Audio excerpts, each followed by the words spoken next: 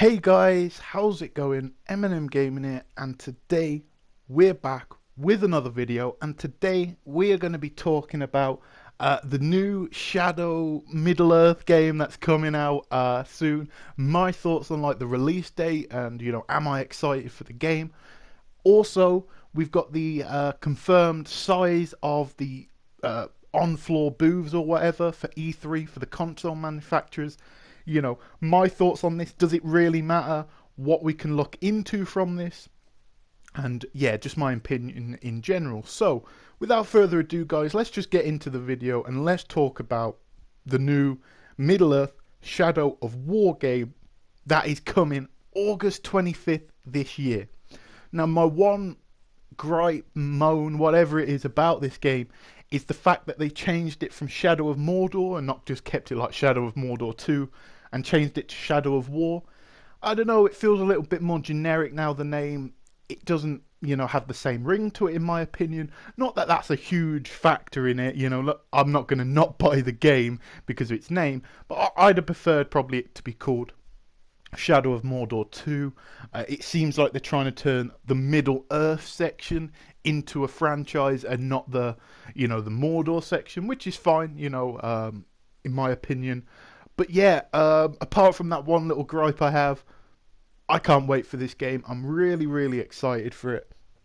I've got to say, got to be my game of the year 2014. It was a sleeper hit.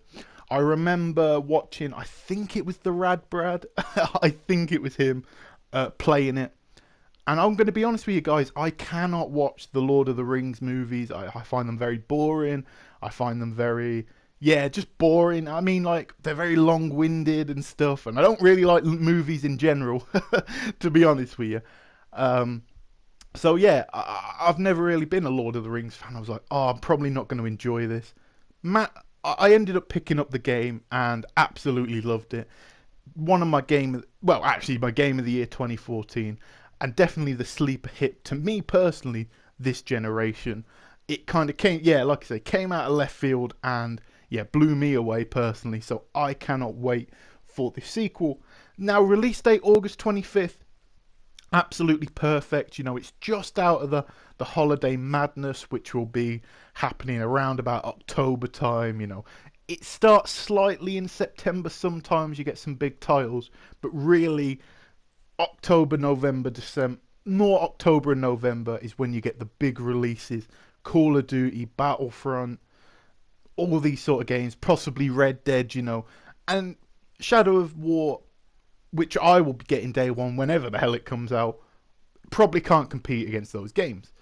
So this is a very, very smart move. It's kind of, as far as we know, unless there's a big surprise at E3 or something, as far as we know, this is the big game in August, and it's probably got at least 2 months of sales in it, and that's very smart by Ubisoft. And glad that with that smart marketing, unlike the obviously bad marketing with Titanfall 2, where we all know that was going to fail, this has a lot better chance of succeeding. And I hope we can get a third one, and this can be a real franchise, because like I say, I absolutely love the series, and I can't wait for Shadow of War, even though it should have been Shadow of Mordor 2. But listen, I can't wait for the game. It's going to be fantastic.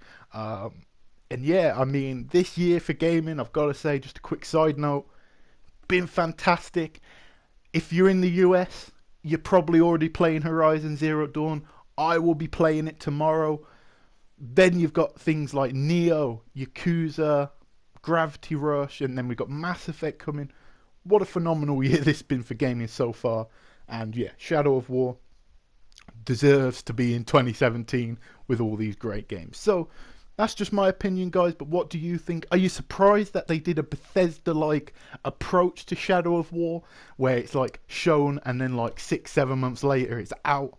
I think that's pretty good. I think that's pretty smart, but that's just my opinion. Now, let's go on to the floor size for E3, so all the booths where you can play other games, all that good stuff, and what this could mean for the different developers and console makers and stuff. So Sony has confirmed that they will have 37.5 square feet of space at E3. So that's very, very big, actually. That's, huge. Very, very big. So, yeah, that's really good. Nintendo will have 32 square feet of space, which again is, pretty decent. And then Xbox will have about 15 feet, square feet, sorry, of space. Now, what does this mean for the games and all this stuff? This is going to be my prediction. For Xbox, obviously, some people are running with, it's the end of Xbox and all that sort of stuff, which is obviously not true. But what you got to realise with Xbox at E3, and I've said this a few times now on Twitter and stuff, Xbox's E3, I don't think they have a ton of new games. I think if they have got new games, they are going to be 2018 and beyond games. In my opinion, at least, I think they are going to be 2018 and beyond games, which is fine because, as I've said many a time with PlayStation, I buy a console almost as an investment. I buy it. Oh, what's the launch lineup? Oh, that's pretty good. I know this is going to give me games throughout its life cycle. So, yeah, I can justify a purchase.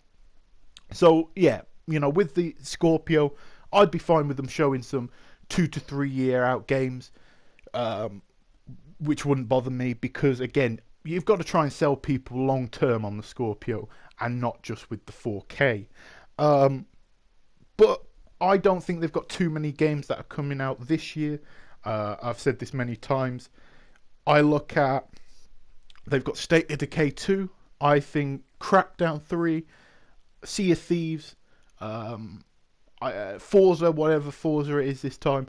And that's going to be about it this year, which is, decent. They're, good games, but I think that'll be about it. And I don't think they want to waste too much time and resources on a huge E3 booth for people when, they don't have too many games on the floor to show. But I do think they will have a lot of Scorpios there. I think they will show off all 4K games and stuff, and that'll be pretty cool. But yeah, for me, I just think there isn't a ton this year for the Xbox, but maybe next year and stuff. That's what they could be showing. It's why it was my biggest disappointment, and this kind of goes hand in hand with my disappointment, that Xbox is showing Scorpio at E3, because if you show a console, you've got probably an hour, maybe an hour and a half at E3. So you're going to spend at least half an hour, if not more, talking about the 4K features and this and that. And with the PS4 Pro coming out, they are either going to have to really put a message that this is better than the Pro, or they're going to have to say this is a next-gen console. They've really got to convince people that this is a next-generation system. I don't know if they can do that. It's going to be very difficult. The Pro is selling well, selling okay, but it's always going to be outsold probably by the PS4 Slim and the PS4 OG and all that sort of stuff, because it's a cheaper model, and most gamers are going to think, do you know what, I just want to play Red Dead, or I want to play Uncharted or whatever.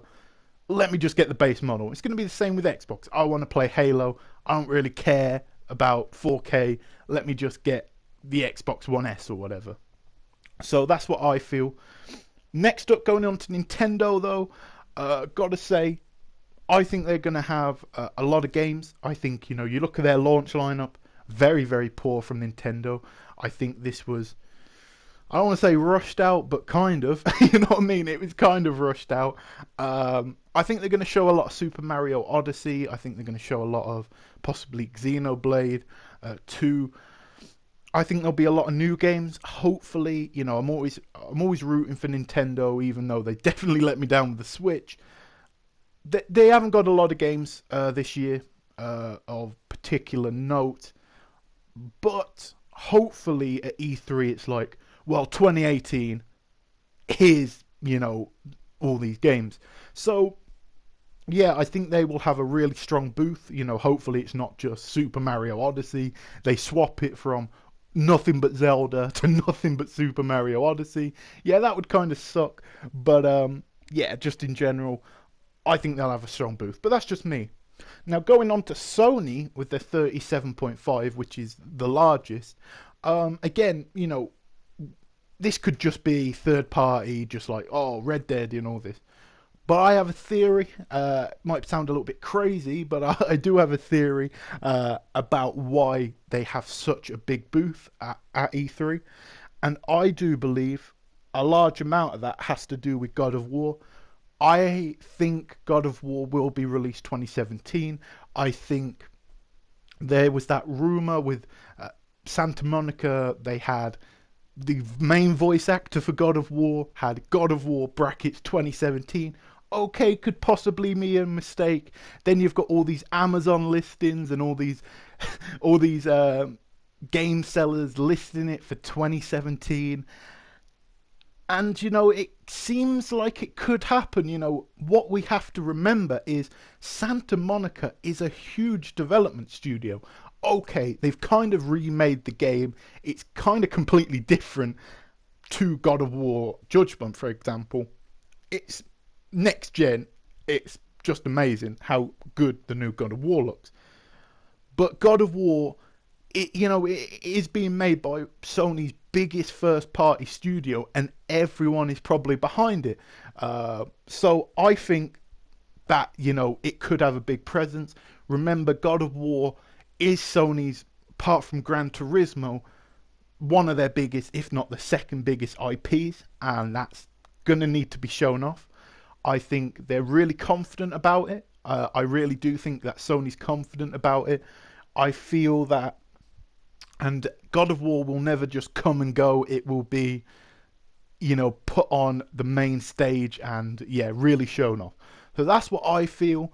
I think, you know, a lot of the games that were shown off maybe a few years ago that haven't come out yet, they're going to have a few demos and release dates. So I think Shenmue, I think, will come out probably 2018, but maybe there's a playable section on the show floor, something like that. But I do feel a large amount of this is because a lot of the games that they've said are coming out maybe a few years from now, a few years ago, I think are really going to, you know, start coming out. So yeah, that's just my opinion. But like I said, it's not like a real like measuring tool. They could have absolutely nothing to show, but I do feel that there is going to be something big. Sony usually has an amazing E3, but I think this year it could be even better just because, yeah, they've got the bigger floor, so that means possibly more games that are coming out this year. Also, yeah, what are a lot of these like Sucker Punch and stuff doing? We just don't know, but yeah, a lot of rumors and stuff. But yeah, I think it's going to be a good sign. Do you think it's a good sign? Do you think it doesn't matter? Or do you think maybe it's just third-party games? Or do you agree with me that like God of War, Spider-Man, Gran Turismo, these sort of first and third-party exclusives that are huge are going to be the main center point of the show floor to get people over there, particularly with the Scorpio. Now, what you also have to remember is Shuei Yoshida himself came out and said that this is the year of the software. This is not the year of hardware or anything. This is the year of the software where, you know, there isn't going to be any new hardware shown or released. It's just going to be software. And that's why I think, yeah, they do have a strong plethora of games, and I think it will improve at E3. But do you agree? Do you think it's irrelevant? Or do you think that they might have something big to show? And if they do, what do you think that will be? Let me know down below. But as always, guys, this has been M&M Gaming. If you enjoyed the video, make sure to leave a like, comment, and subscribe if you're not already. And I'll catch you guys in a new